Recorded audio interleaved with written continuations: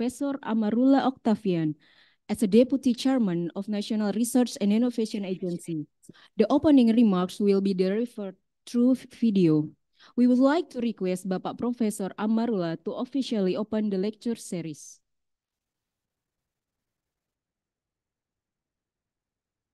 Bismillahirrahmanirrahim.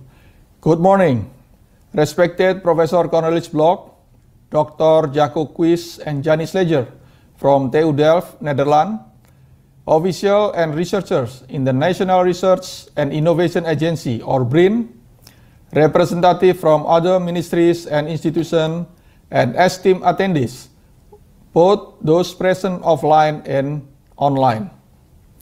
First of all, praise and gratitude to God Almighty for His blessing and mercy and grace for all of us. Today's lecture series, organized by BRIN, bring research partner from TU Delft, particularly Professor Cornelis Blok, who was the lead author of various reports issued by the Intergovernmental Panel on Climate Change, or IPCC. As we all aware, IPCC was one of the recipients of the Nobel Peace Prize in 2007 for its extensive research and report aimed at advancing and disseminating a greater understanding of human-induced climate change and laying the groundwork for necessary measures to mitigate such change. Ladies and gentlemen, Indonesia has long been committed to reducing global emission rates and mitigating the impact of climate change. The country ratified the United Nations Framework Convention on Climate Change in 1994, the Kyoto Protocol in 2004, and the Paris Agreement in 2016. Indonesia also demonstrates a serious and unwavering commitment to addressing climate change, exemplified by the implementation of the National Action Plan for reducing greenhouse gas emissions since 2011. Ministries, agencies, and local government across the nation have consistently executed this plan. The emission reduction plan was further refined and outlined in the first Nationally Determined Contribution, or NDC, in 2016, which was subsequently updated in 2021. In 2022, Indonesia submitted an enhanced NDC aiming for a more substantial emission reduction of 31.89%. Unconditionally compared to the previous 29% outlined in the first NDC and updated NDC. Additionally, it targeted a 43.2% conditional reduction, an increase from the 41% initially proposed NDC and updated NDC. This enhanced NDC is also the transition toward Indonesia's second NDC, which will be aligned with the long-term low-carbon and climate resilience strategy 2050 and aim to achieve net zero emission by 2060 or sooner. Distinguished participants, the national emission reduction target is delineated with sectoral emission reduction in mind. The forest and other land use, or FOLU, sector is expected to serve as a carbon sink facilitating Indonesia achievement of net zero emission by 2060. Meanwhile, domestically, the energy sector is Indonesia's largest emitter. Firstly, it was slated to achieve zero emission by 2060. However, this target was subsequently revised, resulting in an emission allocation of 129 million tons of CO2. Emission from the energy sector will stem from industry transportation and energy usage in household commercial sector and other sector.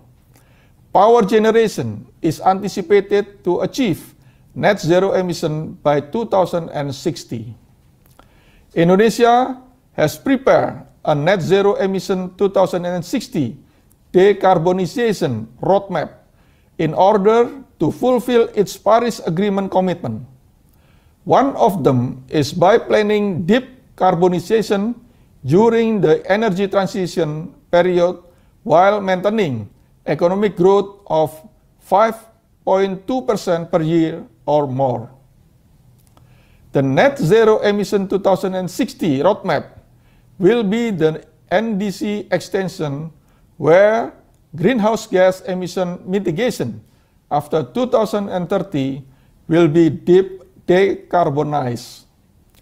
This includes the implementation of more efficient energy system, renewable energy, zero or low emission energy, and CO2 storage and utilization technology, as well as prioritizing gradual coal phase down. Distinguished participant, BRIN is deeply engaged in numerous studies aimed at facilitating the transition to net zero emission across various sectors. BRIN also has a deputy of development policy who conduct studies to support emission reduction effort. One of the studies highlighted a significant improvement in the acceptability aspect caused to reduce emission intensity instead of with a decrease in affordability cost to higher energy price. Based on this analysis, BRIN has provided recommendation to relevant ministries and agencies to anticipate the impact of net zero emission program.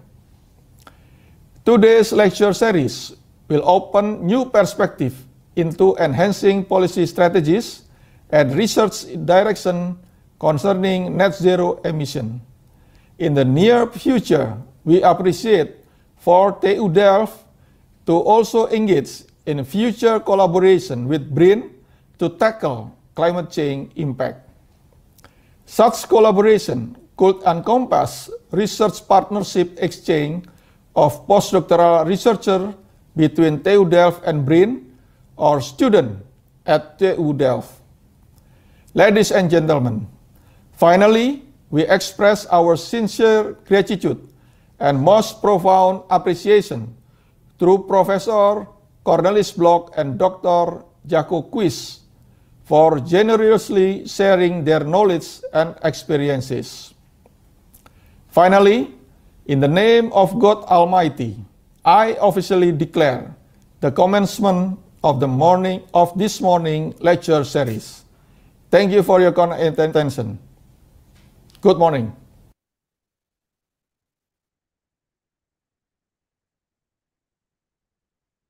Thank you very much, sir. It was a delighting welcoming speech from Bapak Profesor Amarullah. Ladies and gentlemen, now we have come to our main agenda. All presentation and discussion will be moderated by Professor Atin Priyanti as a senior researcher from the Research Center for Behavioral and Circular Economic, National Research and Innovation Agency. Ladies and gentlemen, let's welcome our moderator, Ibu Profesor Atin Priyanti.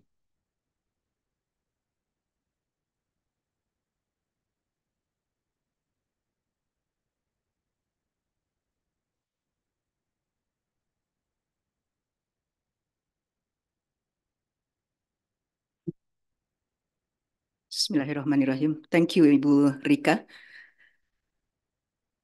Good morning, everybody.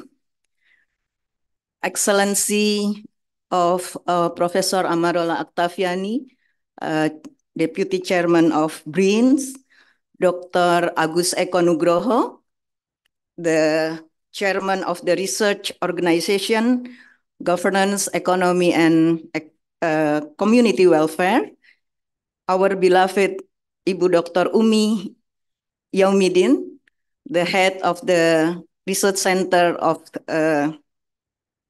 Behavioral Economy and Behavioral and Circular Economics, and all participants, distinguished participants of this honorable lecture series this time, under the title of the Energy Transition Towards Zero Emission. Please allow me to warmly welcome you, our distinguished guests, to this lecture, that this series featuring the esteemed Nobel Prize winner, laureate of 2007, Professor Cornelis Bloch. Please give him a big applause from all of us. We are very honored to have you here with Dr. Apology if I'm wrong spelling you, Dr. Jaco Quis, and also Dr. Yanis Leinser, our special guest this morning on this lecture. And I hope that this lecture series will have disseminate and share the strategy and policy towards Indonesia net zero emission in the future, such as mentioned by our Deputy Chairman. So let us see the profile of Professor Cornelis Bloch. I'm sorry, I have to say hello to everyone that in the online. Can you hear my voice clearly? Okay. So Profile Cornelis Bloch is an emeritus professor of energy system analysis at the Delft University of Technology. Formerly, he was the founder and director of Ecofis, Sustainable Energy Consultancy, and he also held academic position at Utrecht University. He is the chairman of the Technical Council of the Science-Based Target Initiative. He published over 100 peer-reviewed scientific articles, mostly in the industrial energy and carbon efficiency, energy impact of consumption patterns, energy system based mainly on renewable sources, carbon capture and storage, design of international climate policies. He is also lead author of the 3rd, 4th, and 6th assessment reports of the Intergovernmental Panel of the Climate Change IPCC, the institution that was awarded the Nobel Peace Prize in 2007. In 2022, actually, he was awarded the Royal Honorific Knight of the Order of the Dutch Lion for having dedicated his career to solving energy and climate issue and realizing a sustainable energy supply. I would like to have Professor Cornelis Bloch to come forward. And thank you. And the second speaker would be Dr. Jaco Quis.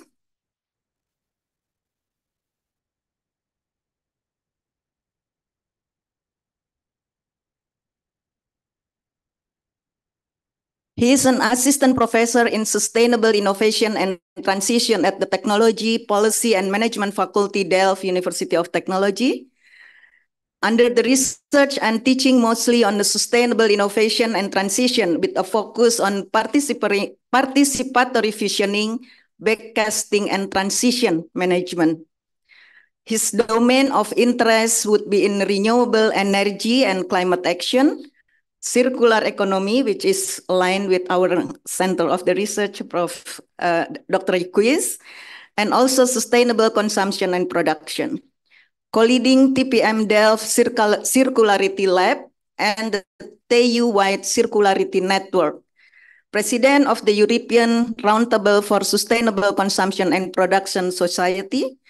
And he got funded projected by the AU and the National Research Council, NVO, for the regional development planning and ideal lifestyle of future Indonesia by utilizing advanced green energy technology and interdisciplinary approach marine program, and also collaborative project with the Institute of Technology Bandung, ITB Indonesia, Regional Energy Transition, TU Delft.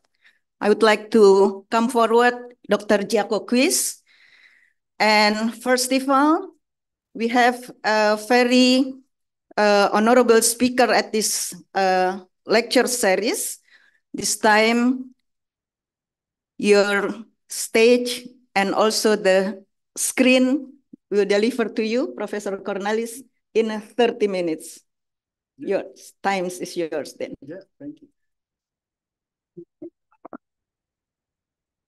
Thank you so much, and thank you for all the introductory words and the speech about the development of the Indonesian energy policies and the road towards climate neutrality in 2060. We are very impressed with the progress that Indonesia is being made in the recent years. Thank you for the kind introduction. Okay, yeah, thank you. What we present now is part of a project that we have been doing together with the ITB in Bandung. We have worked on that project for 3 years now, and we are more or less coming to an end of this project. But of course, we are prepared to continue cooperation on this topic because it's a very important topic, not only for Indonesia, but for the entire world. We have, it's not only ITB, but also several other universities that work together in this project. And we look forward to continue this cooperation. What I will present now is one specific but important part of the project, and that is how can the electricity system in Indonesia be fully decarbonized. And it's good to mention, many people worked on this project, but the primary investigator is Janis Langer, who is, as a PhD candidate, dedicated the last 3 or 4 years to working on this project.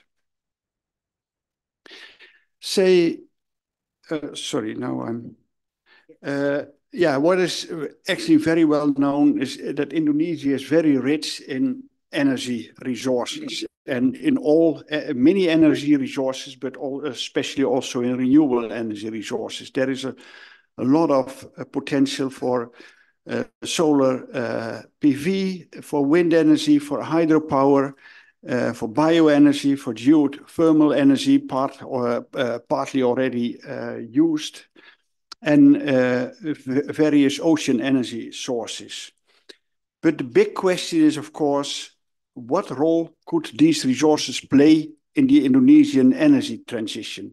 Is it possible, with all the issues that these resources have, to build a reliable energy system purely on such resources? And for that, we use energy system models to explore that. And I will skip a few slides because it is, I want to jump immediately into the model that we are using for that. There are a lot of questions with existing models, but I don't want to detail that all. What is important, we use we talk about renewables and nuclear, but here we are with the model that we are using, and that's what we call Calliope Indonesia. And Calliope is a power system simulation model, and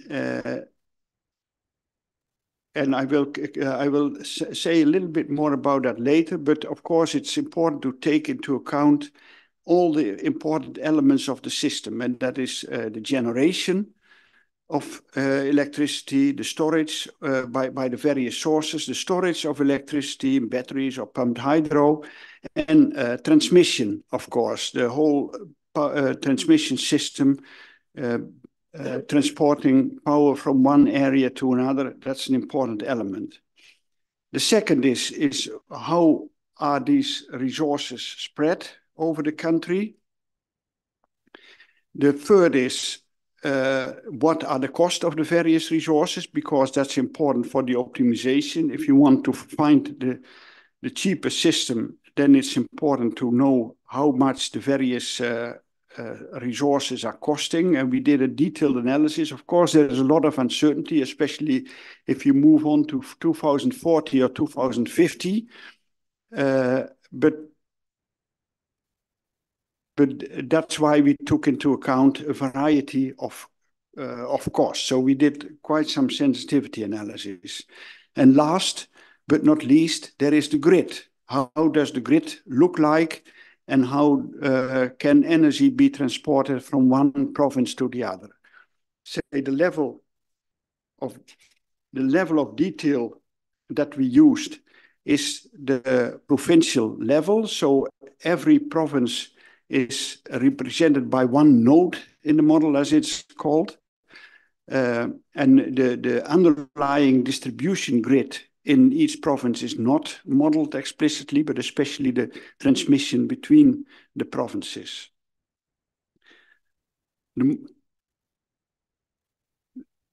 Let me...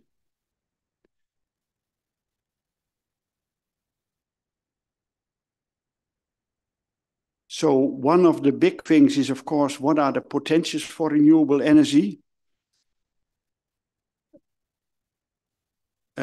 And here you see a summary. Say this is based on a number of... Sorry, it takes a lot... Say what we did for each resource, we used a geographic information system to map the resource. So for every spot on the map of Indonesia, we looked, okay, what are wind speeds, what are solar irradiation levels, and of course not all areas suitable. There are all kind of reasons to exclude certain areas, because there are cities, because it's used for forests and agriculture, not to forget nature conservation zones, etc. There are many reasons for exclusions, but in the end, you get a technical potential. And subsequently, you can also derive an economic potential. Now, this is, I will not dive too deeply into this type of analysis, but here you see a kind of a synthesis map of Indonesia where important potentials are.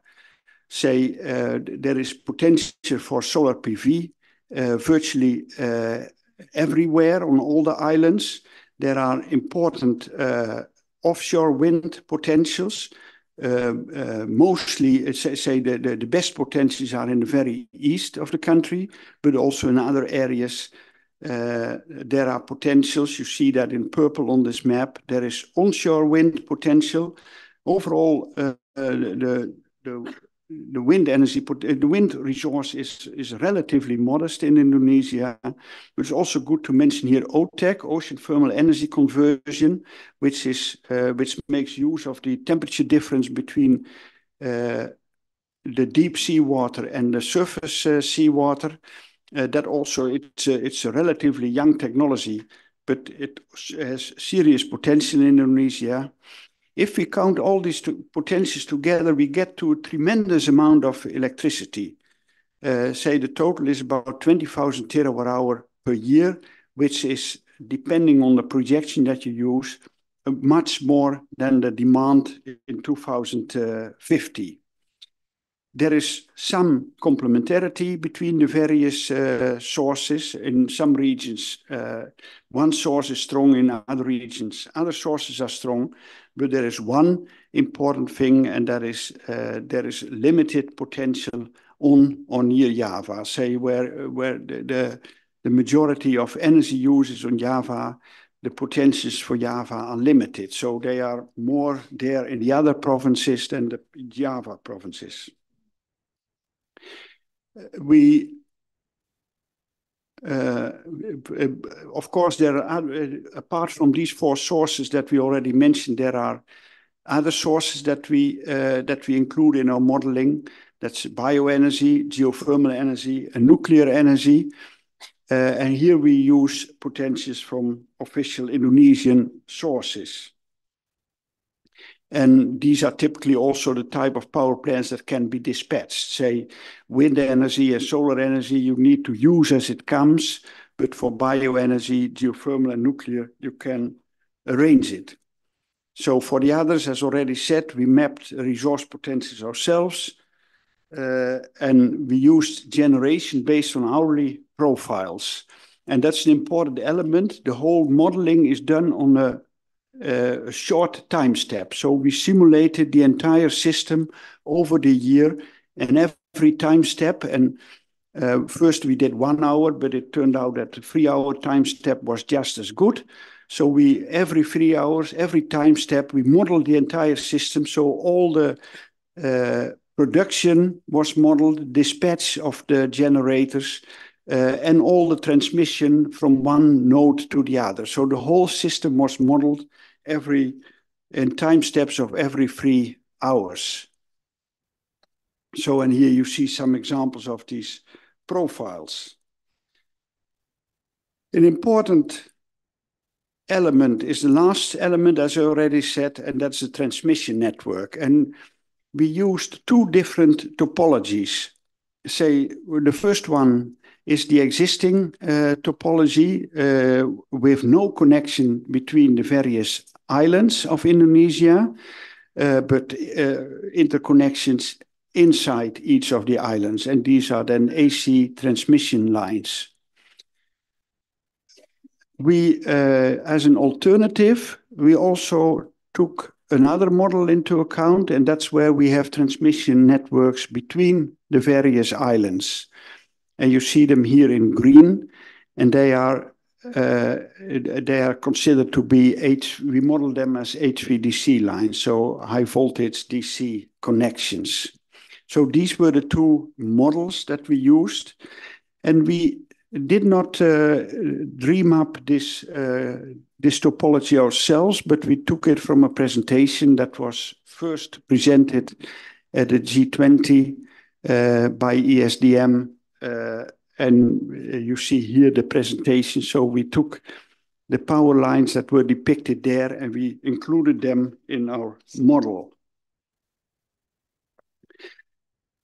Of course, cost assumptions are also very important. And here you see, first of all, how much the perception of future cost developments has evolved. For example, you see that in the case of solar photovoltaic energy, which had still relatively high cost expectations before 2016, but all the newer cost expectations are much lower. So we used the cost expectations that are given in the orange band. So, and it's important, so what we looked at is we looked at 2 timelines for decarbonization. We thought, okay, let's say 2060 is a year often mentioned, of course, but in general, the idea is that the power system needs to decarbonize faster than the rest of the energy system. So we took 2 years. We said 2050 may be a good target. But also let's see whether we can decarbonize in 2040 already, whether there are differences in costs and whether there are other consequences. So we had 2 timelines for full decarbonization, 2040 and 2050. And we forced the model to do that by phasing out fossil fuel power plants, coal-fired power plants and other fossil power plants until this target year. So we started the modeling in 2020. The first step was 2030 and then 2040.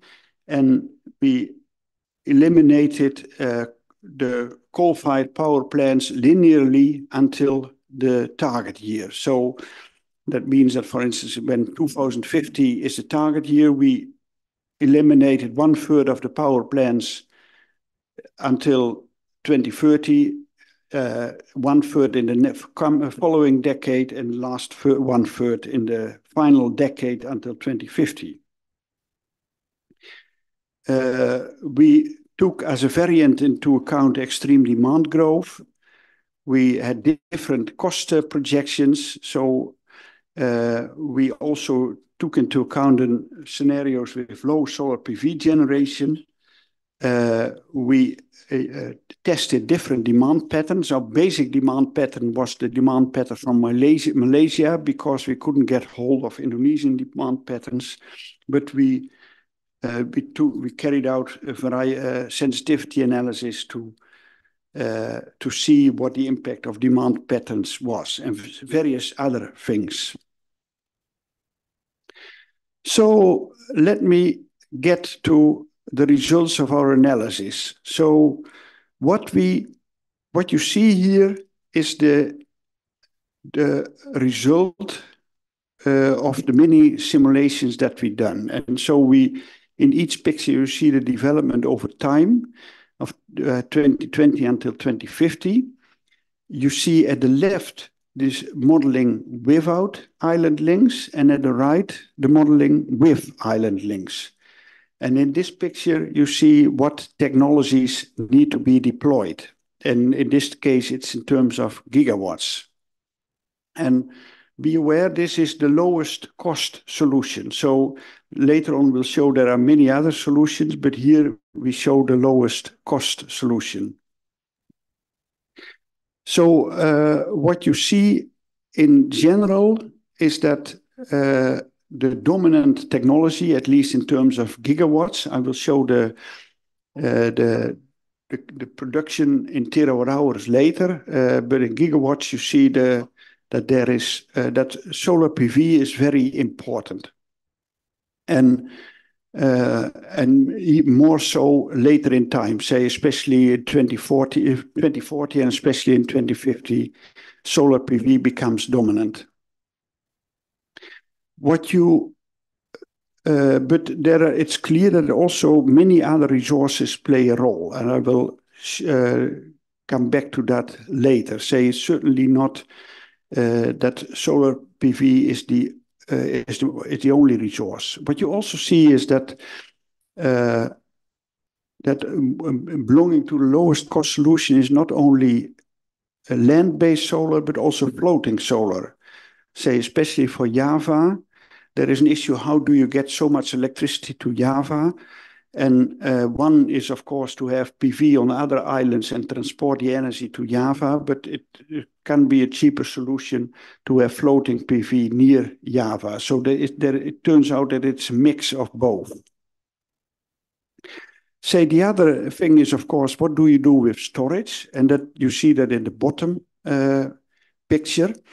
And at the left, you see the storage requirements in the case of, if there are no island links, and at the right, you see storage requirements if you have island links. And it's very clear that there is a trade-off between island links and storage requirements. If you have links between the islands of Indonesia, you need less storage and you need it later.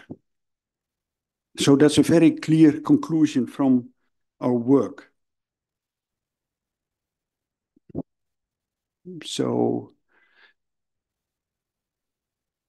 let's move on to the results in terms of power production. And here you see here you see a better sketch of how the power production is distributed over the various sources. And you see that roughly half of in the longer term, roughly half of the power is produced with solar PV. But other sources, wind, bioenergy, geothermal, they all play a role. Bioenergy, they all play a role in the system, and together they are responsible for roughly the other half of the production. You also see here that this is a scenario that already shows rapid growth of total production because demand is rapidly growing. But we also took as a variant into account a much higher growth scenario, which is also still possible. But you see here that the system, say the conclusion of this analysis is that the system can run reliably, fully on low carbon energy sources. Of course, there is an important question is how much does it cost? And you see that in the bottom picture. And at the left, again, without island links, at the right, with island links. And you see that costs with island links are smaller. Say they are roughly 15% lower if you have island links. Say the total system cost, even if you include the cost of all these transmission lines, the total system costs are lower if you have island links. Partly that is because you need less storage capacity, but the other thing is you can utilize your resources better because you can look for cheap production facilities, for instance, Kalimantan, and transport the energy to Java instead of having more expensive floating PV. What we also showed in the bottom picture is that the difference between decarbonization by 2040 and the decarbonization by 2050. And decarbonization by 2040 is the blue line, and by 2050 is the blue line, and by 2040 that's the orange line.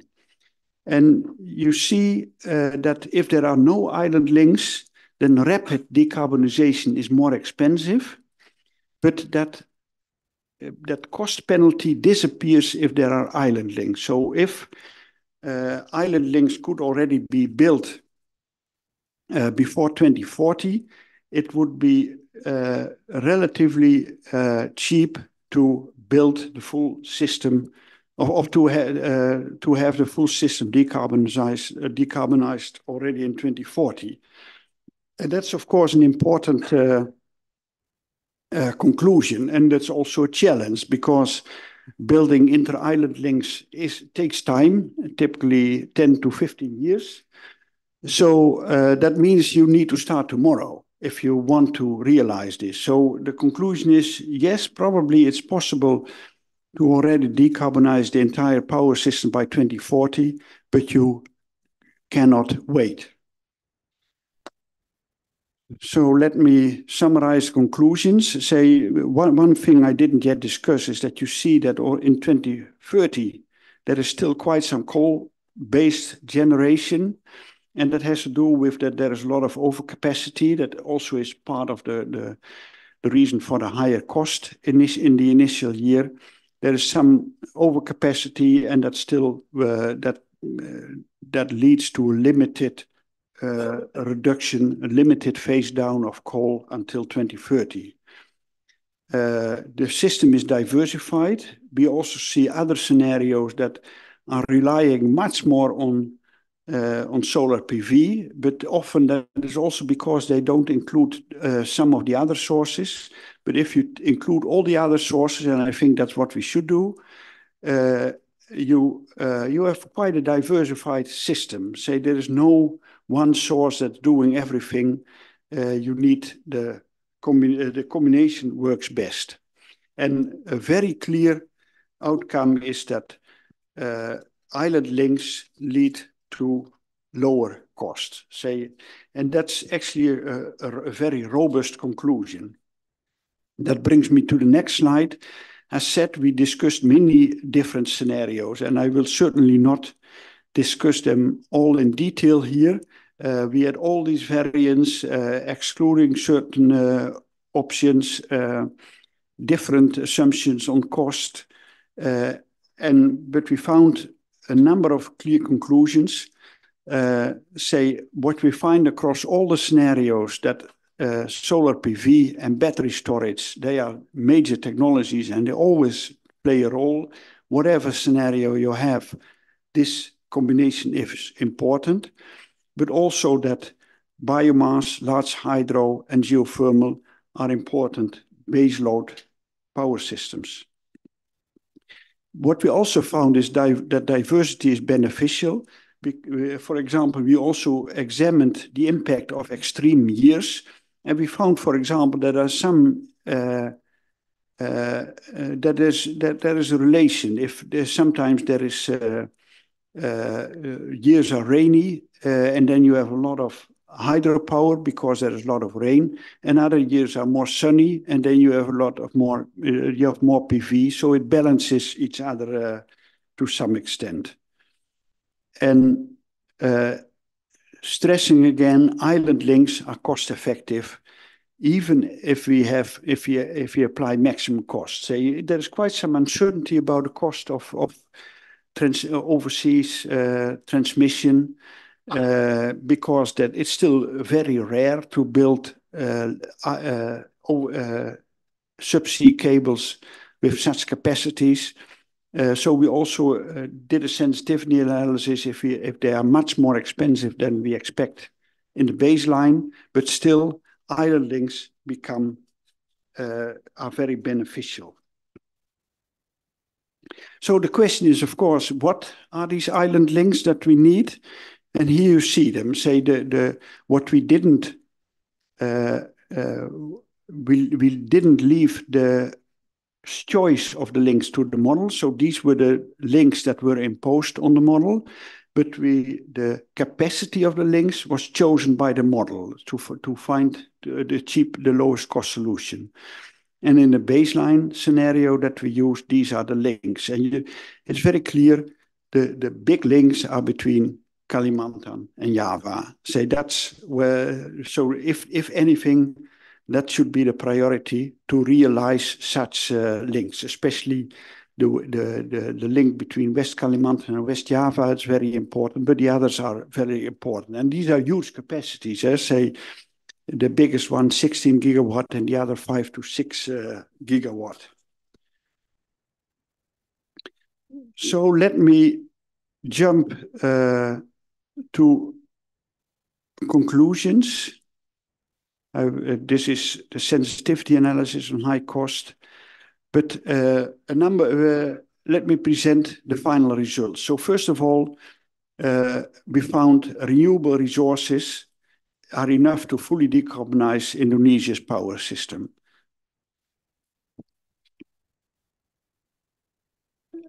These are the core elements: PV, storage, subsea links, and base loads. Reducing the existing coal overcapacity is essential to make way for renewables. So that would be the way to get there. The supply of Java via Kalimantan and Sumatra is cost effective, even with high cable costs. And full decarbonization by 2050 or earlier, possibly in 2040, is feasible, but action must start soon then. And we have a number of recommendations. So a concrete coal phase-out plan need to develop, for instance, retirement by plant age or by least efficient. What's of course also very important is upscaling of domestic solar PV industry. There is a huge potential, so there is a huge market also for a domestic industry. What is a top priority is further research and planning of subsea cable routes, and we also briefly explored the issue of seismic risks. These are, of course, really important, and that should the exact routing of cables should take into account these risks. But also, don't focus only on solar PV, but also on the others like hydropower and geothermal. The development of these is also important, and also these have rather long lead times. So there are quite some publications underlying this work, and here you see the references. I assume that the whole presentation will be available online, so you can look more in detail to find the basis for all this material. So I think this is we were surprised that it was possible, to get to such conclusion that 100% renewable energy system, also for a complex country like Indonesia, seems to be possible. So thank you.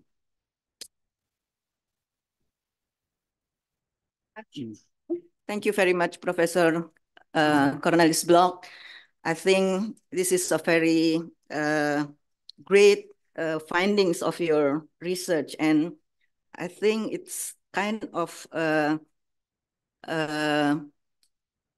connectivity between, in the future we will have our new capital in Kalimantan, and you said that the building islands link is much more important to have this decarbonization fully work before 2040 or 2050. Okay, hold on for the question and answer. Professor Cornelis, you may have a drink. We will continue with the presentation from you, Dr. Jacob. And for all of the participants, the question and answer for the one in the online would be in the chat room, or also directly with the raise hand platform, and also question and answer from all of the distinguished participants in this room. I will give you also 30 minutes, Dr. Jacob. Please. Yes, thank you very much. Also for the kind invitation to present our work over here, and for the nice introduction. It's indeed really good to see so much progress on the energy transition and net zero emissions in 2060 in Indonesia. And I just want to, yes, thank you. I just want to start with saying that earlier this year, I had online discussion with colleagues from PLN, and they argued that they have good models, they have roadmaps are starting to develop, but implementing them, putting that into practice, that's a difficult thing. One of the things that can be helpful, is important there, is participation and working with stakeholders to stimulate acceptance and stimulate implementation. And one of the tools that you can use about that is backcasting, and in particular participatory backcasting. So I will tell today some principles of backcasting, and that will then be followed by results that we gained in this collaborative project with IT Bandung. And I would say that for the work that was done on the case here in Indonesia, that's been done in collaboration, or it's mostly done by Dr. Indra Al-Siad, who's now back at BRIN. But it was a pleasure to work with him, and because of his connection in Indonesia, we could get better results. Well, of course, working with local people, with the local contacts, increases our opportunities to gain meaningful results. So I would like to mention that part of the work that I will present builds largely on the work done together with Dr. Indra Al-Siad. So then just start with participatory backcasting. What is it? And I would like to start to contrast it with other kinds of future studies. Let's say what the regular things, regular planning, regular forecasting, that's all about predicting the most likely futures. And the result of that is what we call business as usual scenarios. And you can complement that with what's in the literature or in discussions referred to as exploratory scenarios. That's all about exploring alternative futures, and that gives then, well, better understanding of the complexity and the uncertainties and the ambiguities. But what backcasting and other normative approaches to foresight complement to this is that it puts where we want to go on top of, gives a priority. So it's about exploring and assessing the feasibility of desirable futures, and that then gives normative scenarios. And another distinction with the other two approaches to foresight and future studies is that the other ones always reason from the present towards the future. And what backcasting and other normative vision-based approaches add or contrast with that is that they start from giving priority to the future we would like to achieve, and then reason backwards before you start planning and working towards this future. So just continuing.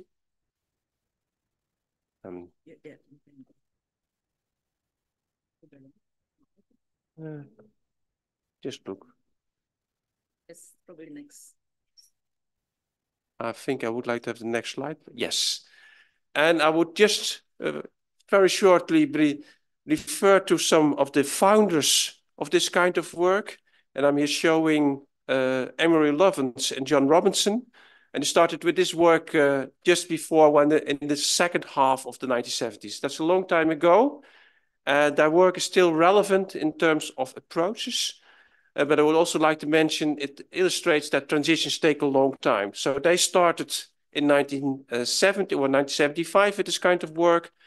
We are now in 2024. We are now on the way with the energy transition, and many countries have a planning towards 2050 or 2060. Just to illustrate how long transitions take need, starting from the early beginning with gaining the knowledge for that, developing the knowledge for that, and putting that really into practice. And that's also what we know from other kinds of technological transitions. So Emery Lovins published around 1980 a book called Soft Energy Paths. And then the soft energy was actually contrasting with what they called the high-tech energy and the nuclear. There was quite some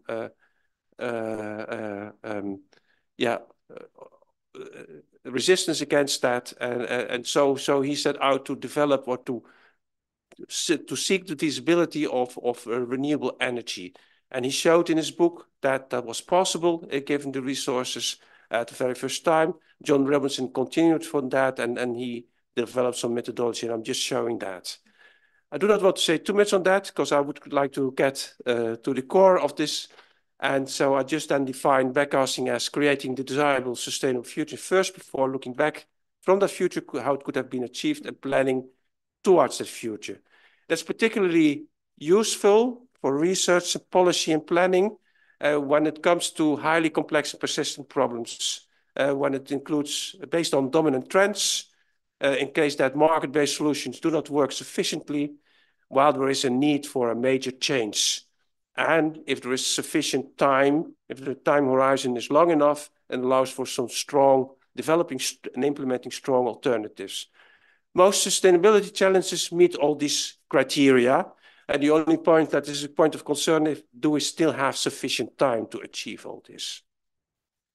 So I'm just showing some visualizations of backcasting, which you can find on the internet when you search on Google search. I do not want to go too much into detail, but just to show that there is quite some different ways how to visualize, but also sometimes they work with multiple futures, sometimes they work with multiple backcasting paths or multiple transition paths.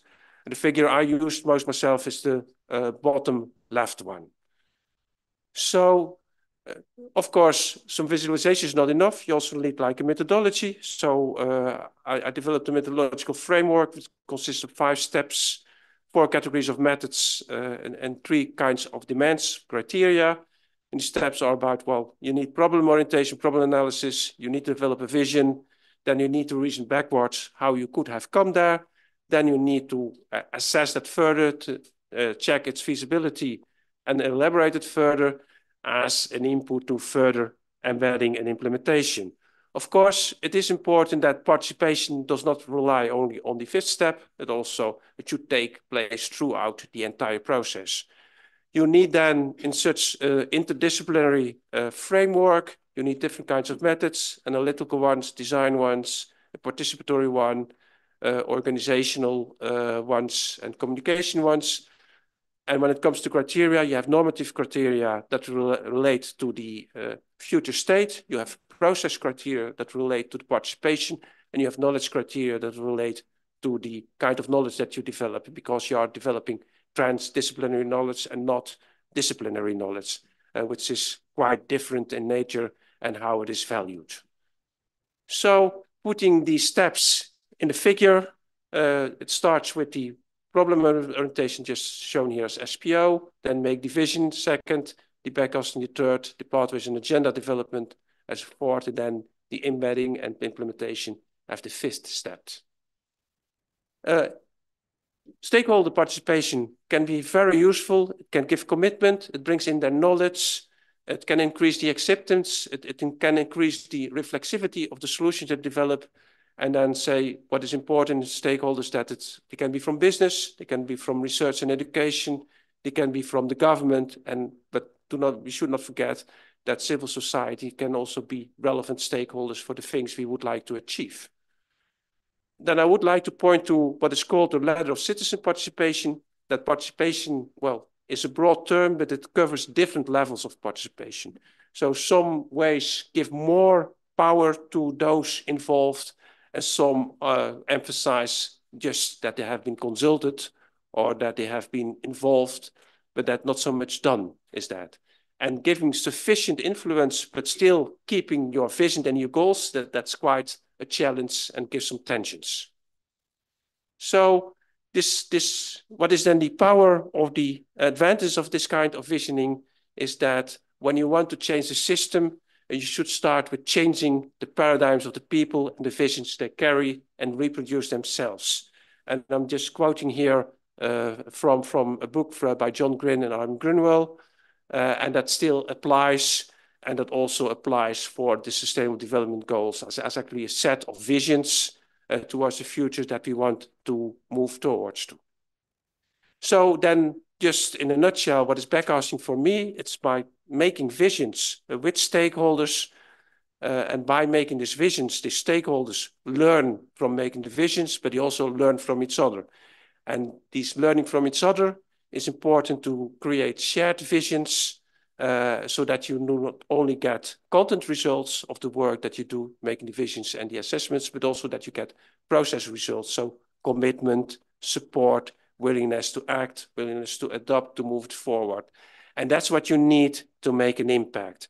And what I'm telling here today is that in the project that we've done together with the IT Bandung, so we had on the one hand the modeling part, we applied this in 2 cases. They worked on the case of Bali, and I will, in a nutshell, in a moment, I will present more about the case of South Kalimantan. So I also put that in a more detailed framework of methods. I do not have time to really go into that, but I just would like to show that. And I would like to mention that, okay, transitions, also the net zero emissions 2060 in Indonesia are possible, yet complex. So we see that it starts at a small level, what we call a niche level, but it takes quite some time before it's really widely diffused and adopted at the mainstream system or regime level. And why is that so difficult? We talk about huge societal changes related to culture, structure, technology and infrastructures and organizational. It applies to all subsectors of energy and not only electricity. It's a multi-scale, multi-actor problem. Well, it has huge complexity. It has value aspects, and there are huge economic issues and interests at stake, which then comes with huge governance challenges, so which makes it so complicated to bring it from a niche to a mainstream level. So transitions is not only about getting towards the vision, but nowadays you see also increasing attention that when you want to transition something, you also have to phase out something. Therefore, the energy transition, that's the fossil fuel, in particular the coal. So you see now a lot of attention to what is being called the coal phasing out transition. So then getting very quickly to what we did on the energy backcasting work, and I'm just quickly checking my time. It's okay. Just to be able to do that. So what we did then, moving into the project together with Indra, is we looked at, okay, what is this backcasting done in energy, and what do we find for differences and similarities between the global south and the global north? It was an interesting perspective to take it that way, and based on 55 studies that we found in the literature, we could already see that there was much more work done in the global north and the global south. So that may have to do that it's starting up a bit later, but it also says that it's something where more work is needed. But just looking into that,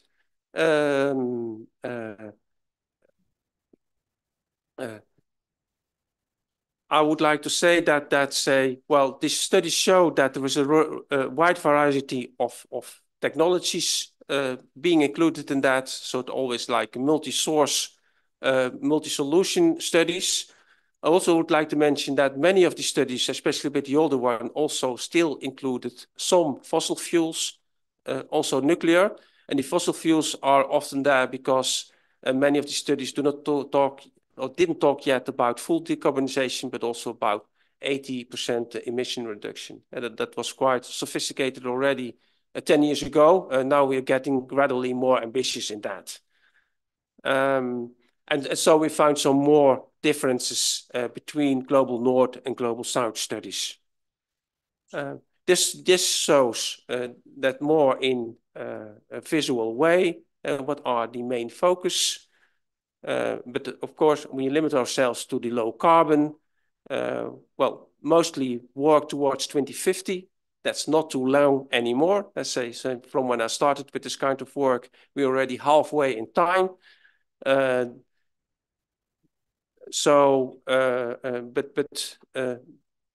What I would like to add here, that again, well, there were much more emphasis on the global north and the global south. And I'm glad that with this project, we could make a contribution to work more on global south context.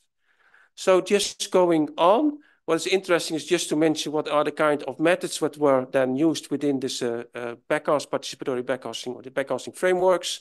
There were quite some quantitative and analytical tools. We saw different kinds of modeling approaches used within these backcasting studies, but we also found quite some additional tools and methods. I'm not able to go much in detail that, but we're working on a paper that's about to be submitted. So it will become available. Also, when it comes then to the participatory process, then we see that most of the, and I was glad to see that most of the studies were participatory, but still, well, then emphasis can on the global north. And what we also found is that the participation was mainly in the beginning and not so much towards the end. And like I already indicated, mentioned before or earlier, is that this involvement of stakeholders towards the end is as important because to get some commitment and adoption of what has been developed. So just continuing.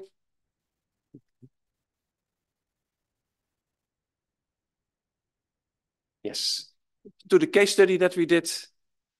Then we applied this to the case of South Kalimantan, which is a coal-dominated province. A lot is delved there, also a lot is mined there, but it's also important for the regional economy. And say we adjusted the generic backcasting framework to the case of Kalimantan. And I'm just showing the same steps and the activities that we have been doing over there. I'm just continuing. I'm trying to. We also looked into what are the potentials that followed from the energy potential studies that we did and the literature review that we did earlier in the project. And then we knew already, oh, there's potential enough. What we also found is that rather than, I'm just looking, yeah. What we also found is that there was not so much need for making a new vision, but we found quite some visions that were available for the province. So there was the RUWET, there was a new RUPTEL towards 2030. There was also the regional energy outlook by the Danish Energy Agency, but there were also some new research looking already towards the net zero emissions and zero emissions for 2050. And rather than making a new vision together, which is quite some time intensive process, we decided to work from the visions that were given and bring this up for discussion, what would be the preferences and what would be then the options to move that, just to make the visioning easier and shorter in this case study. So we brought that into a workshop in September. It also provided then the basis for a pathway and an action plan. And what is very important for the short term, well, there should come a coal reduction restriction to reach a net zero emission by 2050 in South Kalimantan. And there should be a large increase of the utilization of natural resources for bioenergy production. And there should be some further development of the rebate and the rebate.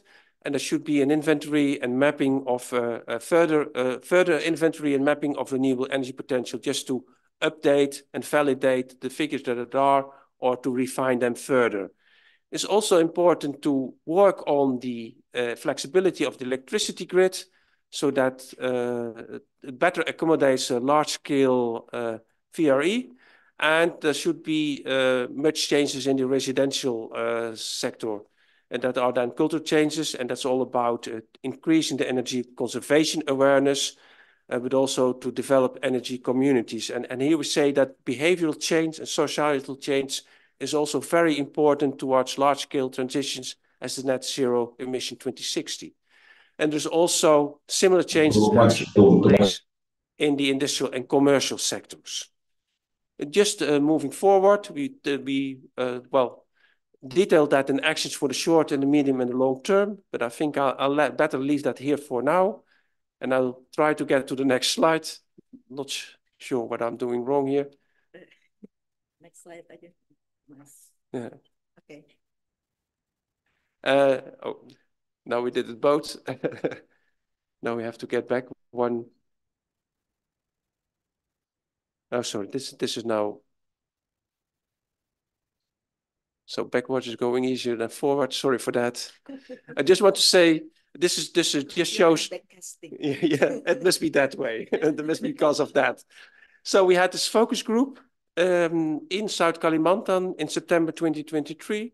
We had a huge number of participants, stakeholder participants, from not only we participating online, but also there were many local stakeholders present there.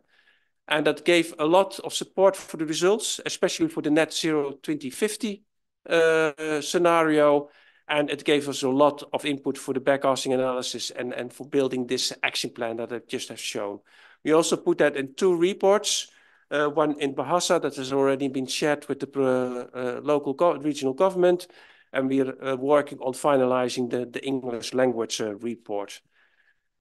So just moving forward, then just to show some things where it has contributed to embedding and follow-up activities. I say the provincial government and the Bank of Indonesia already held a related seminar in the same period to advance green initiatives for Kalimantan. And there was also been, with regard to the implementation of the focus group on September 20, they're exploring further collaboration with the Global Green Growth Institute, and they're also further working on enhancing or improving the collaboration with the PLN and the regional government to incorporate at least the local regional hydropower plant, but also to work beyond that. So these are just first steps. And much more will be needed, but you have to start somewhere. And that already some follow-up is taking place is a very good sign of commitment and interest in the topic and the work that has been done for that. Just wrapping this up. So what I've shown you here today is participatory backcasting is a growing practice for energy and net zero energy transitions, net zero energy and emission transitions. I've talked some of the principles and basics of participatory backcasting. Then our literature review has shown that there is some global north-south divide in the scientific literature on this, so there is some things to do, some follow-up work on that. Our literature review also showed that there is more engagement in pathways and agenda and the impact phase needed. It might be that researchers, academic researchers, are neglecting that.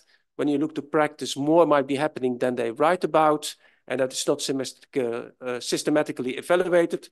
but it's still something to focus on. We applied these insights for the case and the methodology applied over there. And Kalimantan, South Kalimantan is an interesting and relevant case because there were multiple visions and a government willing to move away from the current coal-based electricity system to invest towards and plan towards a renewable future. And the methodology that has been applied over there can be replicated in other provinces and islands in Indonesia and elsewhere. And of course, just to say that this methodology can be combined with energy system modeling, bringing together the best of both approaches. But I didn't mention on the slide, but I would like to mention here that we did not look into the circularity of the energy transition. And we know that critical materials are key, and we will get scarcity of that in the forthcoming decades. So that's something to look much better, especially when the global energy transition is accelerating. And what I also not mention here is that the behavioral side and the stakeholder engagement side is really key into that and requires more work and more implementation. And that's where I would like to leave it here for today. Thank you very much for listening. Thank you very much, Dr. Jaco. I think this is in line with the finding that Professor Cornelis got, that there is an interconnection between for the island link due to the renewable energy that coming up in Indonesia in the future. And Dr. Jaco is kind of participatory modeling for the one happen in South Kalimantan for a case study. Okay, apology for the short time presentation, Professor and Dr. Jaco, because we would like to have more discussion. We have plenty of time for our discussion. We have 1 hour, close to 1 hour. We have a sharp time, 10:30, and then start with the discussion up to 11:30. So we have 1 hour for discussion. I will give opportunity for those in this room first, because more than 100 in online, Professor and Dr. Jaco, and there are 3 questions is on a waiting list at the moment for you. Okay, so opportunity for those in this room that would like to clarify or share or request something to this honorable, our guest speaker this morning. Yes, saya kok nggak lihat. Sorry. Yeah, sorry, Pak Haryadi, because they using the mask, so I cannot remember. Okay, Pak Haryadi, from the other side of this room, no? Okay, Pak Haryadi.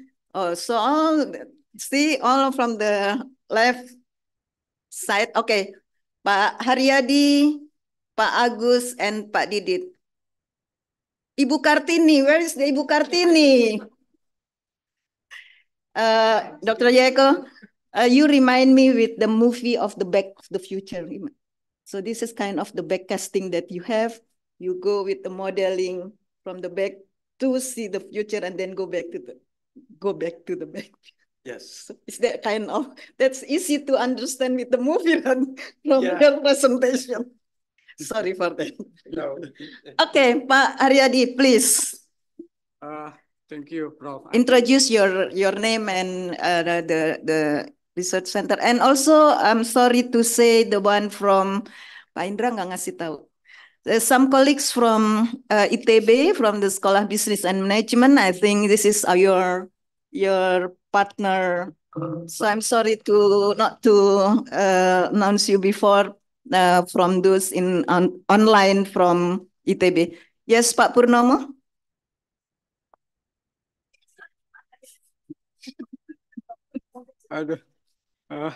Thank you, Ibu Prof. Atin, Prof. Cornelis, Dr. Jaco. I was impressed that today we have a opportunity to have your nice and important lecture.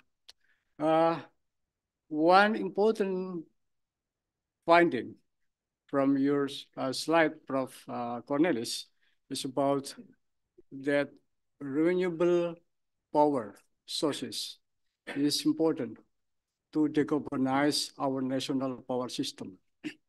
And that you have put one important recommendation that coal-fired power plant phasing out is indefinite in our national stage. But one thing, Prof. Cornelis, about the cost. Because so far there is pros and cons over the cost of phasing out the coal-fired power plant. And it seems that the government is not eager to do it as soon as possible. What do you think about the way to reconcile to this issue? Because you see that even Minister of Finance often said that phasing out is so costly to us. So it's meant that it is still, quite hard problem for us to do phasing out, to speed up the decarbonization of the energy system.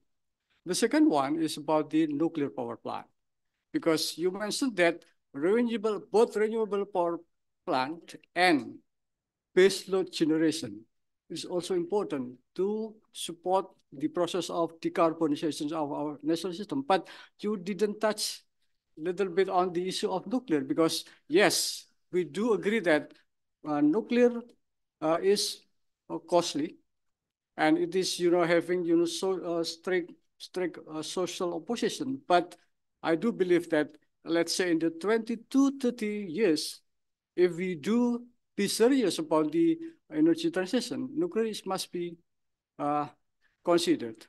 And one important thing that it is also included in our document, let's say, released by the Ministry of Energy and Mineral Resources, that nuclear is, I think it is fifth rank to support the transition energy. Thank you. Can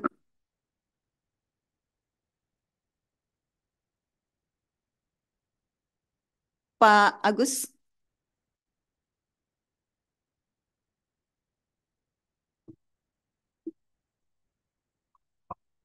Bismillahirrahmanirrahim. Good morning, Mr. Cornelis Block and Jaco Quist.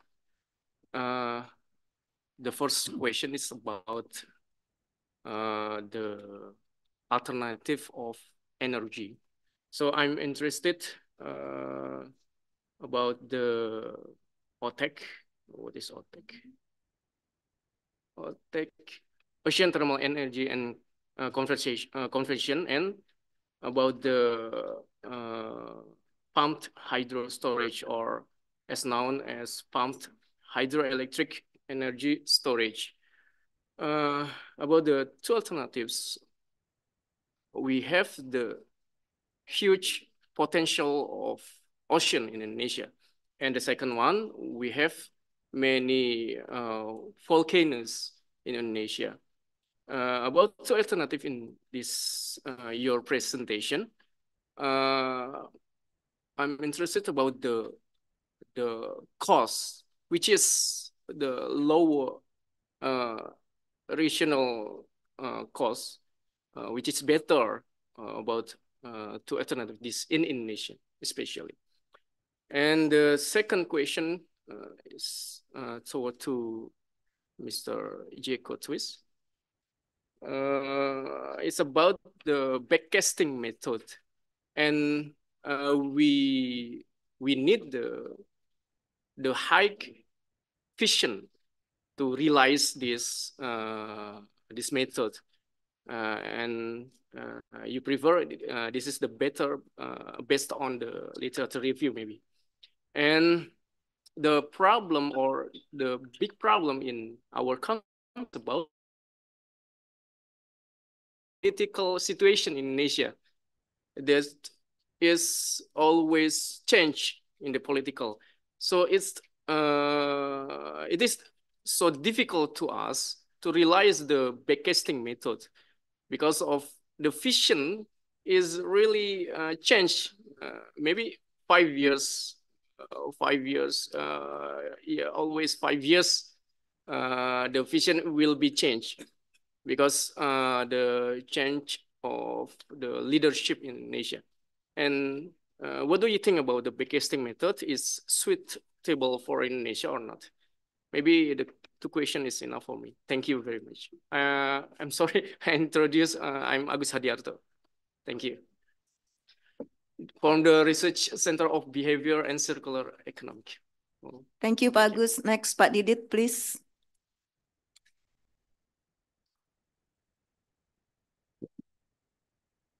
Thank you, Bu Atin. My name is Didit Okta Pribadi. I'm from the Research Center for Economic Behavior and Circular Economics. And now I am also the coordinator of the Circular Economic Research Group.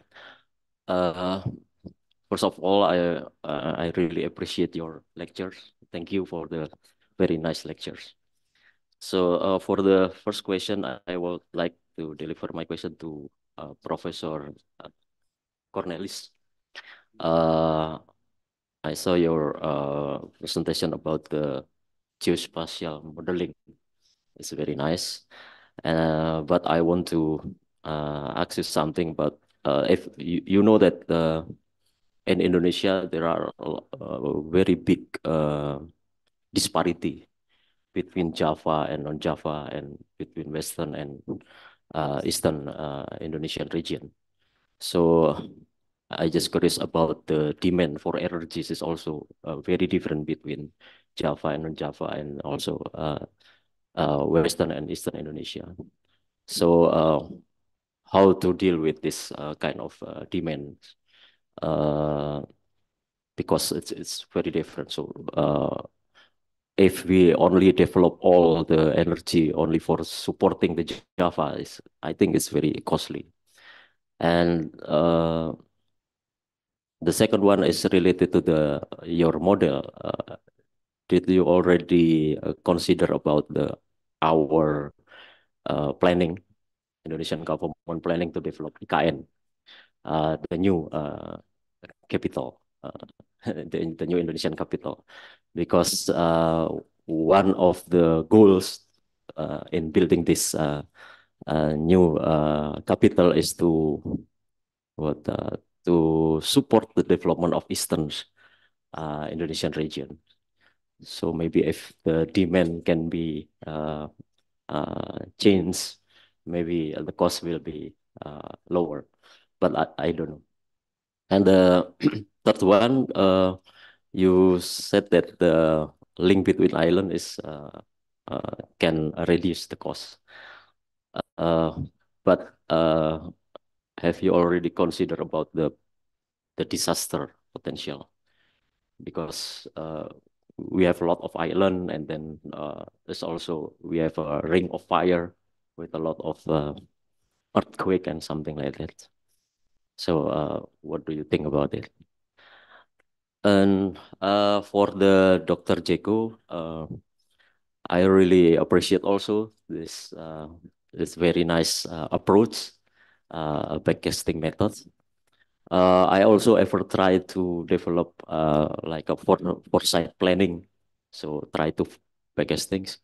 But maybe it's related to Mr. Agus' question is how can we integrate this? Because the biggest thing is it needs a lot of support from multiple stakeholders. But the problem is how to integrate this into for example, the policy document in the government, like in the long-term development program of South Kalimantan, for example, something like that. So how to put it or to integrate it into the government policy?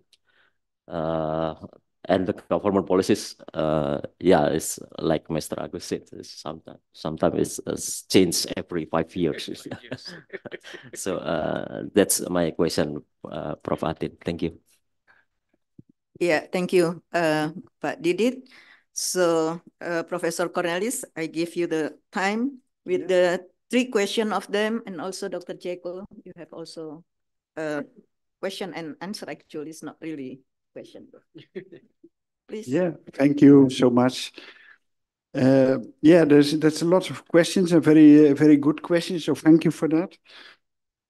Yeah, first of all, the difficult issue of coal phase out, and let it be clear, there is no way around it. Say, if we want to decarbonize, we need to phase out coal, and the only alternative solution is that we apply carbon capture and coal with carbon capture and storage. And I must say we did not include that option in our modeling. And but carbon capture and storage is also quite an expensive technology. So I think it would make the system more expensive if we would apply carbon capture and storage. But it may be one of the ways out of avoiding a rapid coal phase out. There is, say, we started from the existing system and just in our analysis assumed gradual close down linearly over the period until full decarbonization of the coal-fired power plants. So the costs of these coal-fired power plants we considered as sunk. So they have been built and the cost has been paid, and we only took into account all the cost of the new build. So that cost is fully taken into account. But of course, there are also costs that we don't know. For example, it seems to be there are take or pay contracts between coal suppliers and power plants, and we do not know how much it will cost to get rid of these take or pay contracts. So that is, and we also do not know how long. Say these contracts are confidential, at least for us. So we don't know how long that lasts. So that is an element that we didn't take into account. But moreover, there is also other cost elements that are non-monetary. For instance, the loss of employment by coal miners, just to mention something. So there are elements that we could not yet take into account, but it is clear that something needs to be done on that to compensate in one or the other way the regions that suffer from reduction of coal production, and that can be done. The most effective way is to do that by developing new employment, for example. And this is a long way back. Say it's already 60 years ago that in the Netherlands the coal mines were closed. We had coal mines as well, and around 1960, 1970 they were all closed down because it was much cheaper to buy the coal from abroad. And what was done is that a completely new chemical factory was built in that area, and many of the coal miners were employed in that factory, and that led to new activity, new business. The company DSM still exists and is a flourishing company. So then something needs to be done. That is clear, but there is no way around it. Decarbonization means, apart from CCS application, but it means less coal. The other question is about nuclear, and we took into account nuclear, and the model works in such a way that it chooses the cheapest options. And it chooses some of the baseload options because it's rightly you say, even some of these baseload options are more expensive per kilowatt hour than solar energy, for example. but still they are selected because they make the system easier to run. So the model still selects them. So the model selected based on a cheap cost approach, geothermal, large hydropower, and bioenergy, but not nuclear, because that's the more expensive technology. The cost of nuclear power plants have increased over the past years, and yeah, it's not that doesn't make nuclear power part of the least cost solutions. Of course, it can be political preference to choose one option or the other, to say, okay, we don't want bioenergy, we want to use it for other purposes, we want to use the bioenergy resource for other purposes, for instance, for road transportation, and instead we build nuclear power plants. That could be, but it's not part of the least cost solution. Then there is a question on ocean thermal energy conversion, and especially about costs. Let me briefly explain what ocean thermal energy conversion is. That is, ocean thermal energy conversion is machinery that produces energy from temperature differences, and that's temperature difference at the surface, which is 20 or 25 degrees, and temperature in the deep sea, say 800 meters and below, where the temperature is a few degrees C. So from the temperature difference, you can produce energy. But because the temperature difference is relatively small, you need fairly large equipment, and it's still quite an expensive technology. So we analyzed it, and just as it is the case for nuclear, also in the base case, this is a too expensive technology.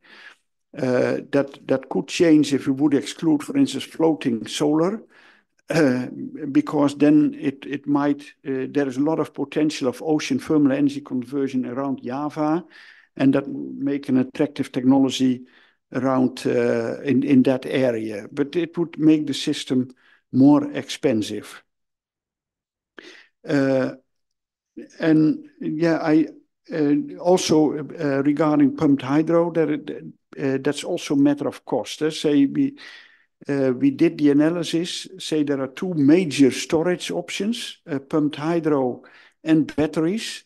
And yeah, of course, for pumped hydro, there's a variety of costs. Say in areas with natural basins, it's relatively cheap. But in other areas, it is more expensive. For batteries, we expect that there will be cost reductions, but we don't know how much. So there is uncertainty, and depending on the cost, it could be that either you do a lot in pumped hydro or a lot in batteries. But okay, they can be exchanged to a large extent. In that respect, it's also interesting to mention that what we didn't include is demand-side flexibility. Say there is the expectation that there will be a lot more electric cars on the road in 10 or 20 years from now. And these batteries can be used for storage, say if you have the right technology. I will be brief on the other ones. Yeah. There was a lot of questions I could talk. The third one is from Yeah. Say that there is demand. Okay, the ocean and the volcanic. You didn't answer that question. Okay, yeah. Good. Yeah. The last one then. The last one is the different demand patterns. Yeah. So it's clear we took that into account, the different demand pattern, and it's interesting to compare Europe. Say Europe has a very strong grid, and in general in these type of analysis, the grid is especially important to create flexibility. If the sun is shining in one country, it may not be shining in another country. You can exchange. But in Indonesia, the grid is also important for that. But it's even more important to transport massive amounts of electricity from the other islands to Java. So it's clear, it's taken into account, and there is a net flow of the other islands to Java. The planning of the new capital we didn't take into account. We just took the existing demand and scaled it up until to the future. But it would be much easier if the capital, if the growth on Kalimantan would be bigger, because Kalimantan is very rich in resources and Java is poor in resources. So it's for the energy system, it is yeah, I'm in support of replacing the capital. The Ring of Fire. Also important thing. It's from the beginning onwards. We said, okay, is this not a blockade for these inter-island links? We have studied it a bit, not in detail. There's typically a recommendation where more should be done, but careful routing is of course important. And you must also take into account, we talk about big transport capacities, and we on the map we just had one line, but of course if you build 20 gigawatt or so, you do not have one line, but already for risk avoidance, you will rather build 10 lines of 2 gigawatt, for example. And then if one fails, the others will still stay operational. Okay. Good afternoon, Dr. Agus Eko Nugroho, Honorable Chairman of the research organization of this. Continue with the question first part. Yes, Dr. Jacob. Yes, thank you for very good questions. I just would like to get back to the remark that you made about well, maybe movie is better to explain this future thinking. I just want to say that I didn't include that in my presentation today, but with my students, I always refer to the future in movies, and I talk about how it is then envisioned, which is, by the way, quite dystopian. So that's not very often the future we would like to go to. But then also adding very briefly on the coal phase out transition, if I may, is that it's very important in order to achieve a just energy transition. So a lot of attention has to be paid to that. And well, in that sense, it's very good to see that also in Indonesia, there's now the Just Energy Transition Plan. So that really also takes into account the development that is needed, but also the phase out. And I just would like to add that it's a struggle for every country. And we're starting to get some experience with that in the Netherlands. And just to illustrate that, around 2010, there were still permits given for new coal power plants. And we had then a minister that actually started her career in the environmental movement. And she said, well, I cannot avoid it. We know that we have to get back to this most likely, but the current regulations and regulations do not allow me to stop this or to prevent this. So what happened, they were built, they were started operating in 2015. And now they're talking about negotiating about phasing them out. But do these utilities, they ask huge compensation payments, billions. And so if it comes to Indonesia, well, it would be already a good start to start changes in the planning of the coming coal power plants. Because we know, and we also seen that from India, that a lot of plants are in the planning. And if you can start there, you already make a really good start. Then getting back to the questions that were asked to me is that, how about backcasting and democracy?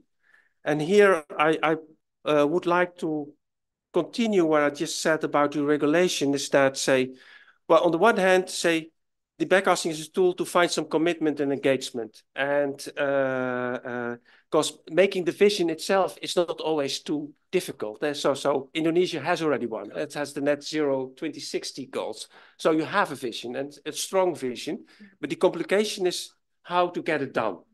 And there you see that democracy or the change of government can be an issue.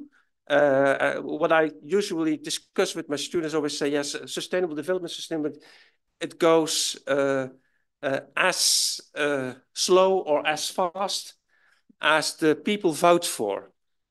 So you see that you rely on acceptance and commitment from the people, and that's why this participation and raising this awareness And finding support for that at all levels is so important and requires so many actions and so many resources to do that. It's not just a planning and putting it into practice.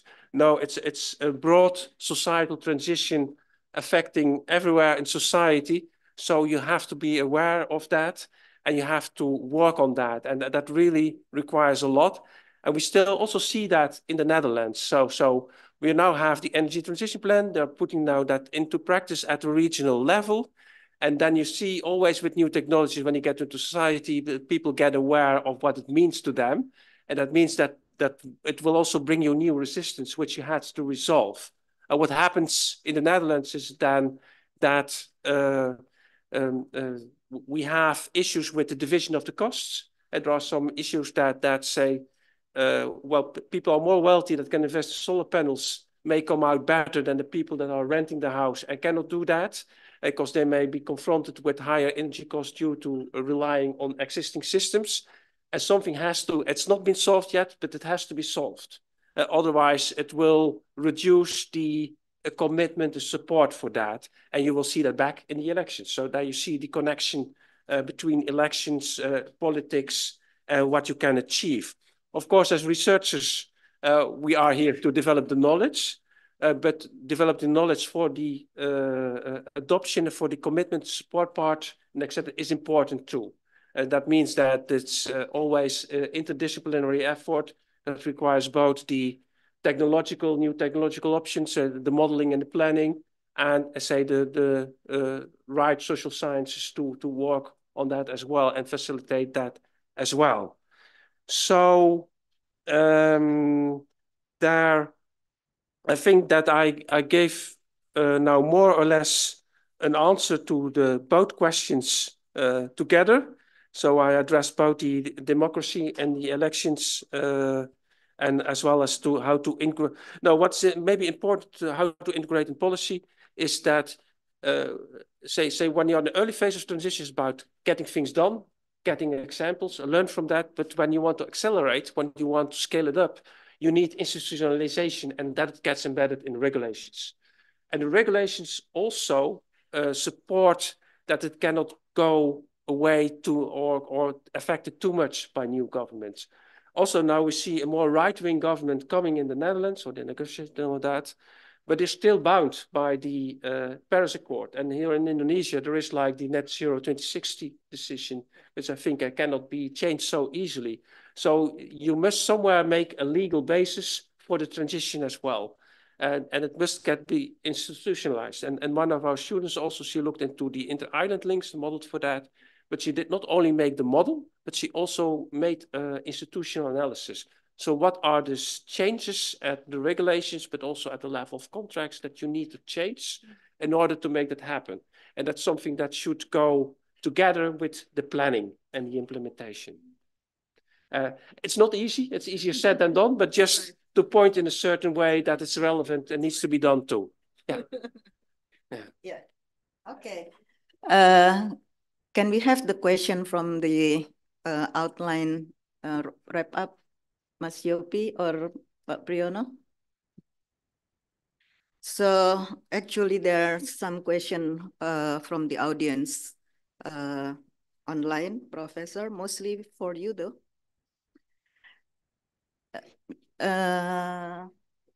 Slideshow. Okay. Can you read that? It's question from Indra Fatah from Sekolah Business and Management ITB. Question for Professor Cornelis Bloch. Given the significant renewable energy opportunity in Indonesia compared to procurement effort in the Philippines and Thailand, it seems Indonesia lack of implementation momentum for energy transition. What advice would you offer then? Yes, there are. Basically, in the world, there are two successful policies, and that can stimulate renewables. And it's clear that you need, in an initial phase, even though you expect that in the longer term, with complete upscaling, the system may be not much more expensive, but in initial stage, you always need some form of financial support. It could also be an obligation, which some countries have tested, especially, and they're still in place in the US. But financial support works best, and it's not only the Philippines and Thailand, but in more than 100 countries there is financial support from renewable sources, and especially solar energy and wind. And there are two forms, and one is a feed-in, where you get a certain amount for every kilowatt hour of electricity that you produce. That's the oldest one. It was tested by Germany first, and many other countries have followed suit. That works. The other option, and probably that is what the Philippines and Thailand are doing, is to have tenders and to say, okay, come in with your bids on power plants that you want to build and give me the price, and the one that that requires the lowest subsidy, they will win the tender. And you have many different forms of tendering, but that is now the more popular instrument. And one of the reasons that is more popular, that is there more push to reduce costs. Say, a feed-in tariff system can easily lead to too high costs for the governments, and tenders, yeah, there is a competition between suppliers, and that can lead, that generally leads to higher costs. Thailand. Yeah, I do not know. I'm not aware what exactly there is in the Philippines and Thailand, but many countries have these tenders. Okay. Yeah, Pak Indra. Okay, yeah. Udah nggak ya di online?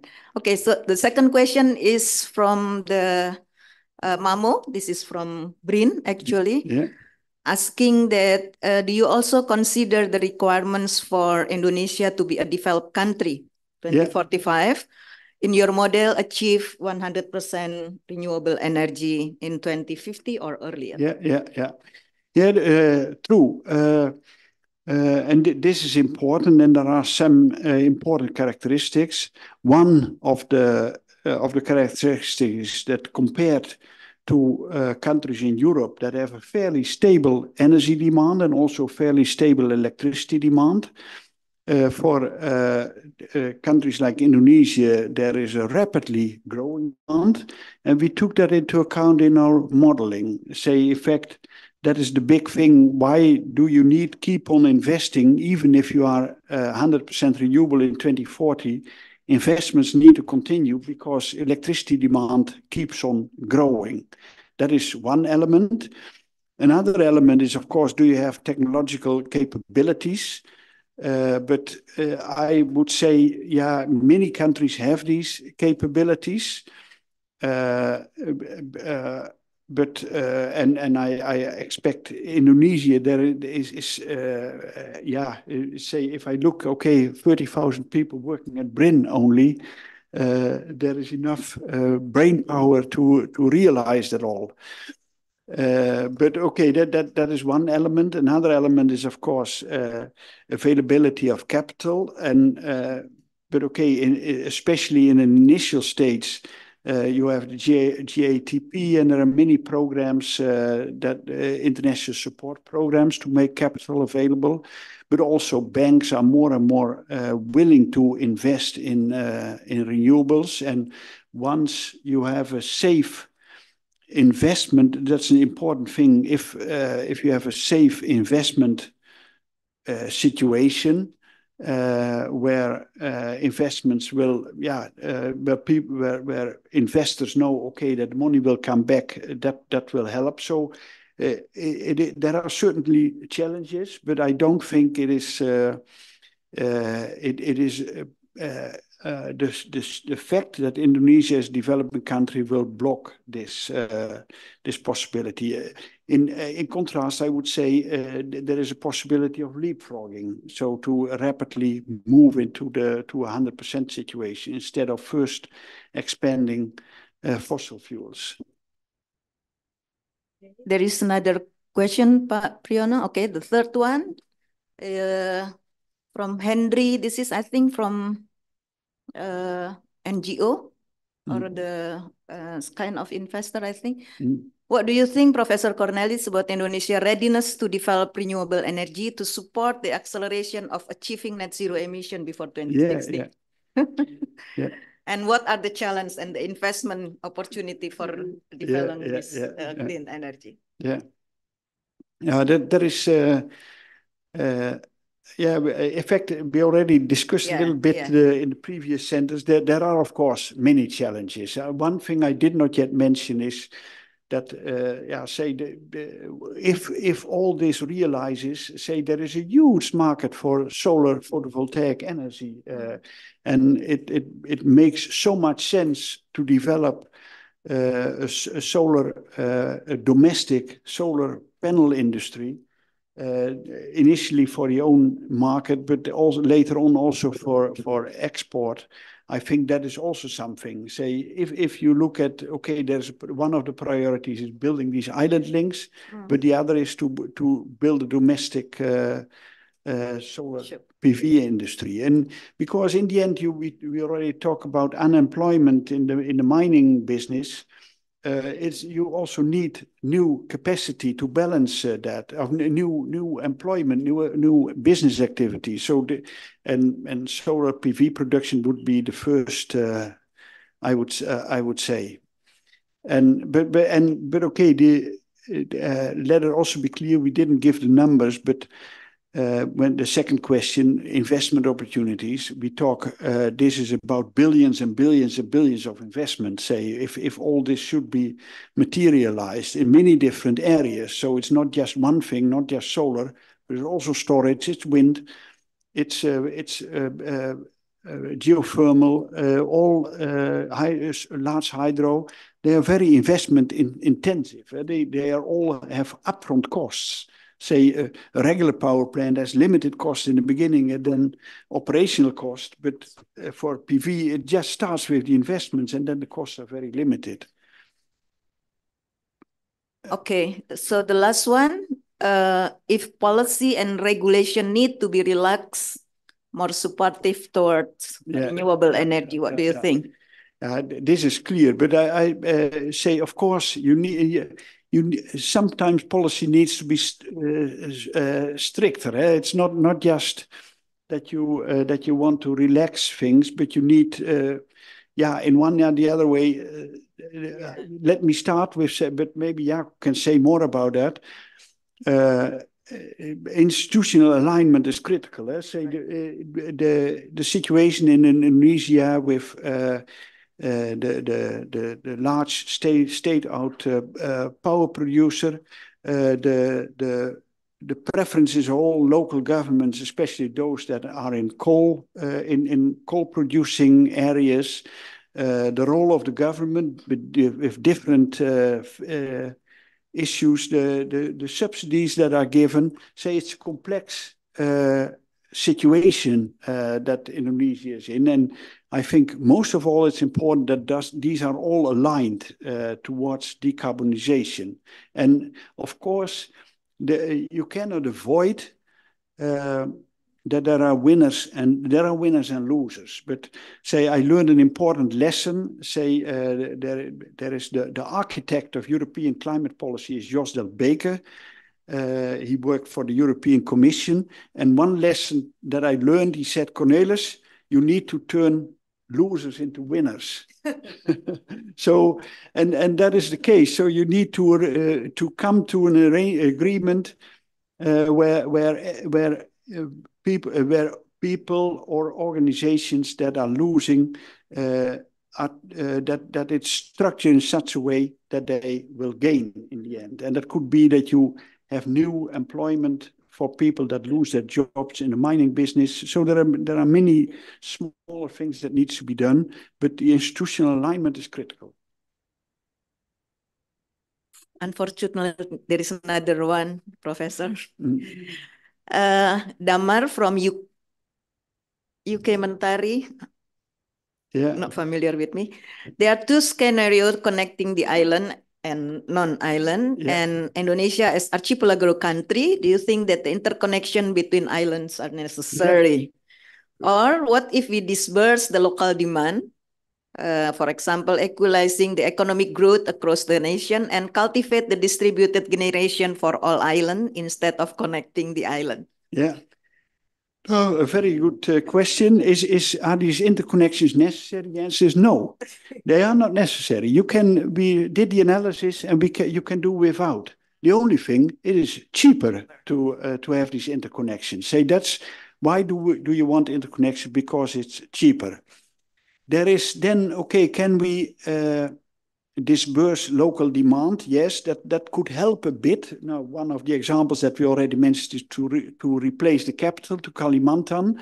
But of course, there is a limit to what you can do. Of course, on Java, here it's where the people live, and you can probably do some economic restructuring between the islands, but I don't think that solves the problem. What is good to mention, though, is that what we didn't take into account, what I mentioned earlier, is the use of demand response, and to use, for instance, electric vehicles as storage for the grid, and that could lead to somewhat different outcome and relax the need for inter-island connection. But my expectation is that the island links would only become a bit smaller, but what would not disappear from the model. Okay, thank you very much, Professor Cornelis. And I think Dr. Jeko, you may add some more information from this question from the participants. No, I think they're already very well. Okay, so Bapak Ibu, we still have another 10 minutes. Links would only become smaller, but what would not appear from the model. Sorry. Okay, thank you very much, Professor. I'm sorry, Erwin Kasim, question. Information from this is from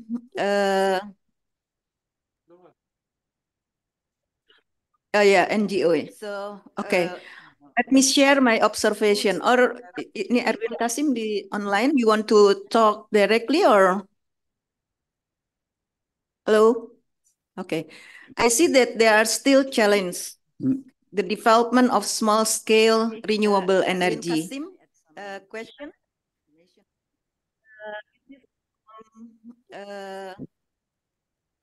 Hello. Hello, yeah, thank you very much. If you allow me to speak, maaf, it's okay. Pak Erwin Kasim, I think you will better give the question directly to Professor Cornelis then. Thank you. Yes, thank you very much for this time, Bu. Thank you very much for this opportunity. I just want to share my observation why we fail to achieve our target 23% 2025 next year. Based on my observation, for the big renewable energy development is no problem, like more than 100 or 200 megawatt. But the challenge for the small scale of the renewable energy development, like in the area, especially in the remote area, because if you're talking about the resources like biomass, wind, or solar is available a lot in our country, starting from the Aceh to the Papua. The problem is when we have to develop the small scale of the renewable energy, none of the big company interested because the scale of economy. This is why the only opportunity, the small scale should be done by the SMA, small medium enterprise like UKM lah, mirip seperti itu. The problem, most of the SMA or UKM, they do not have enough equity. Tidak punya modal for hiring expert to support them complete their study, survey, collect the data, and then develop the robust proposal, become bankable, it's easy to be offered to the investor.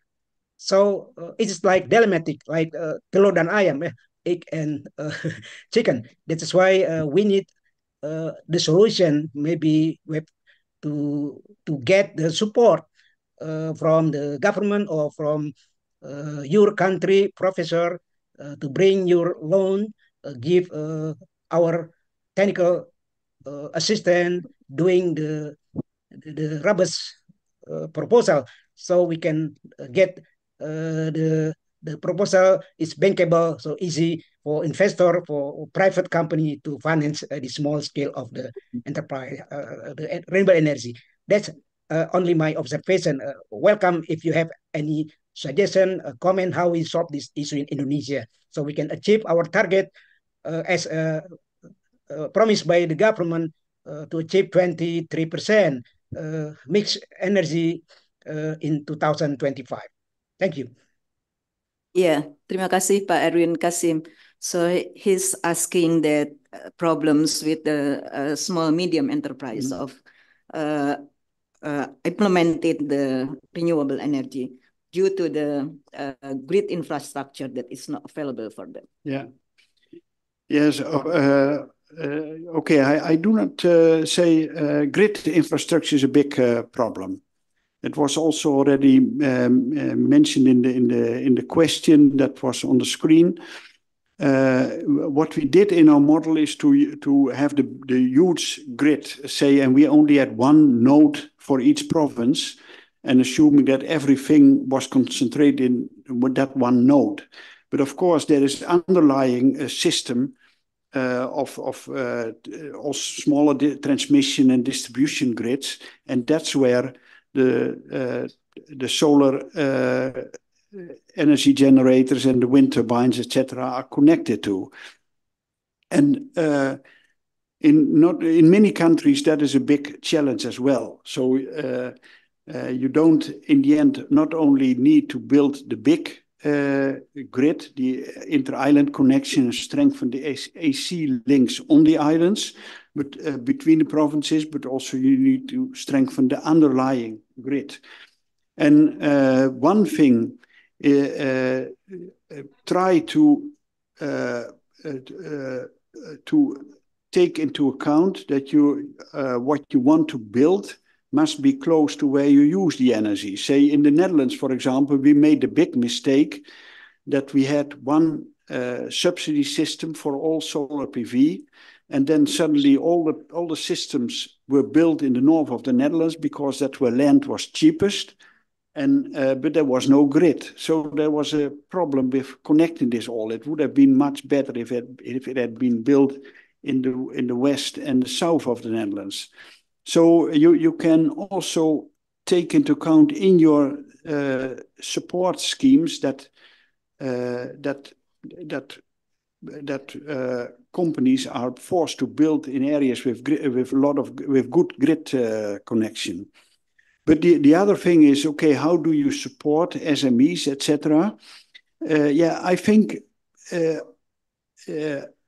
I think the first priority to get the economics right, to take care that it's profitable to invest in wind energy and solar energy and all these other resources, and then the companies will come. Say we saw that in the Netherlands, for example. Yeah, when at a given moment, the market for solar energy exploded, and suddenly there were thousands of companies that were installing solar rooftop systems. So I expect the knowledge is there, and to some extent also foreign parties and foreign investors will come in. But if you have the economics right, I'm not concerned about the capacity to have it implemented. Okay, thank you very much, Professor Cornelis. We are very honored to have you here with your findings result that is very useful for us as Indonesia is towards the transition energy in the future. There is one offering from Judianto Hasan. Siapa Pak Indra? Is it possible that I add a little here? Sure. Yes.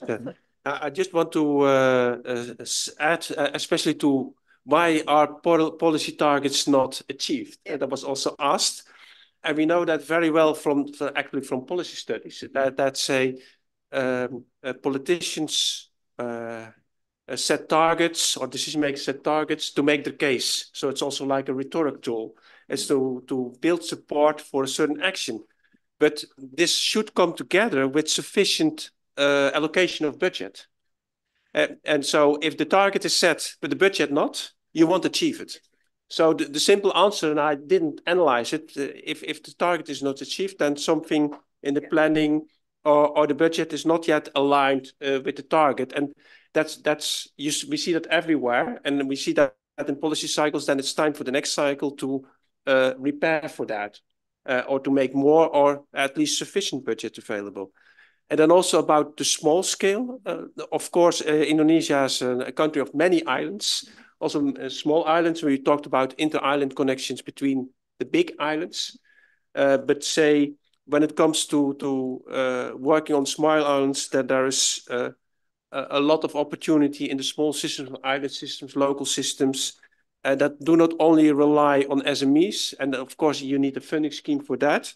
But I understand that there is also a lot of interest or a lot of attention in Indonesia for community energy. So build it together with the local people.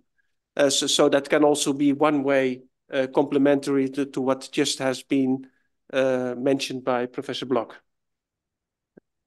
Thank you very much, Dr. Jaco. Professor Cornelis, there one more offering to you from Judianto Hasan, asking that if we could collaborate together towards the solar cell factory, since your country have very advanced plant equipment in making solar cell. Your response? Yes, thank you very much for the offer. I don't know whether I will be a good investor in solar energy plants, but I'm happy to talk about it further. Say the Netherlands, yeah, we have the technology. Say our national research organization, TNO, which is a type of, which is comparable to the BRIN of the Netherlands, so to say. They have very good. They have developed very advanced cell technology, and they played an instrumental role in ever increasing the efficiency of solar cells. But unfortunately, the technology is not applied in the Netherlands. It is not applied in Germany anymore or other European countries. The technology is all applied now, or the big manufacturers are China still by far number one, and other countries like Malaysia and Vietnam, I think. But the technology is developed first in Europe and Australia and others, but the actual production is in East and Southeast Asia. But happy to discuss it further. You don't manage to share your email address. Yeah, no, of course, that's good. Yeah, please do. Okay. Thank you very much, both of you, Professor Cornelis and Dr. Jaco. If I can conclude this session by the optimistic finding of you, Calliope simulation model of Indonesia, I like that term, that decarbonization will be feasible to be achieved in 2050 or earlier, 2040, with the prerequisite is the action must start soon. So we need to give the definition, what is the action actually, but the element that should be there is the financial support, the first one, and the technology capability. And then from the Dr. Jaco, vision must be built, and it always happen in each country. And the one that very important is need to be institutionalized. I would say apology for the session that I escort you guys if there is a mistake, spelling your name, for example. And very happy to have you here. Once again, thank you very much for your honorable visit and your great material. Thank you very much, and give applause for all of us. And I'll be back, give it back to the MC. Thank you. Thank you.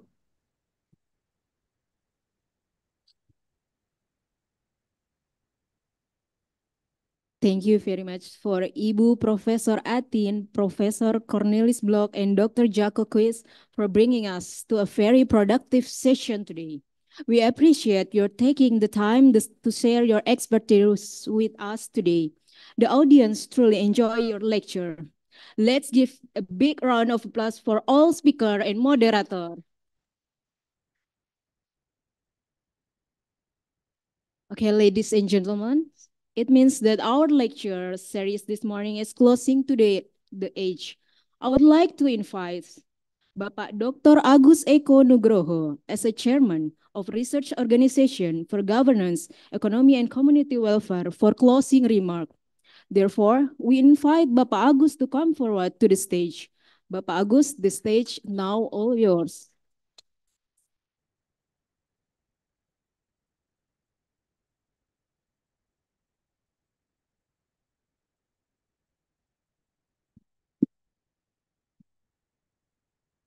Thank you very much. I think it's already afternoon, Bu Atin, yeah.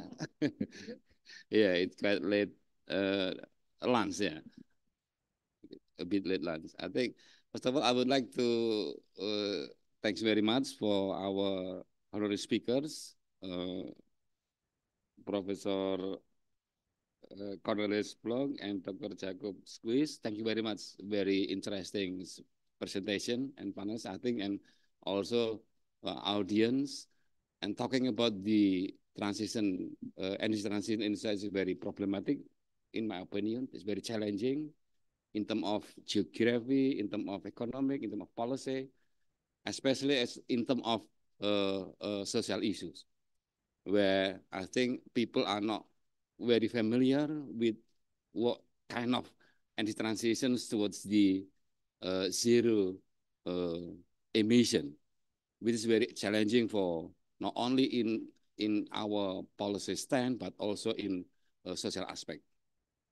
Technology also still problematic, I think, in my opinions, that where we can catch up how to adopt that technology for adopting what we call it renewable energy technology, and of course that our country are much more dependent on the production of fuel energy. This is, I think, very problematic. And also, of course, I think this discussion is very important, especially for following discussion. We hope that we can develop a collaboration between BRIN and collaboration between BRIN and TU Dev. I think it's very, especially with our research organization, it's especially for the research center for the economic and behavior economics and circular. I think. Thank you very much once again for your delivering very important speech, and of course the audience. It's time for officially close this meeting, and hopefully that you enjoy for visit in Jakarta or in other places, and hopefully back safely to the Netherlands. Thank you very much. Assalamualaikum warahmatullahi wabarakatuh.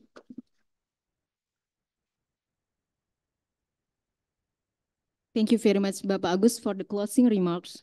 Ladies and gentlemen, Professor Cornelis Blok and Dr. Jaco Quiz, we have a souvenir for you, which will be given by the head of Research Center for Behavioral and Circular Economy, Ibu Umi Karomah Yaumidin.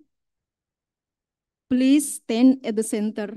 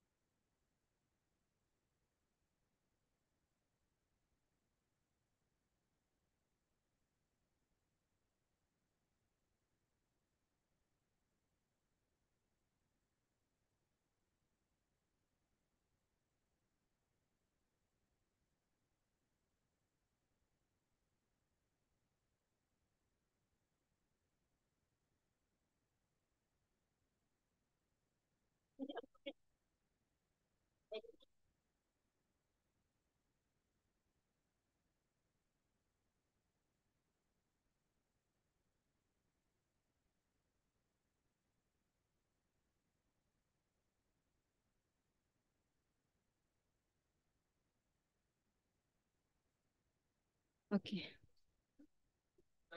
Yeah.